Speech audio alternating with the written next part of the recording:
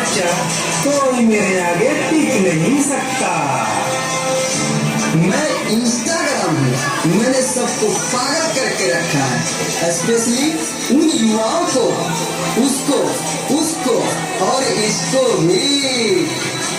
और मुझे तो आप लोग जानते ही होंगे, मैं हूँ फेसबुक, मुझसे ही तो ये सोशल मीडिया का दौर शुरू हुआ है।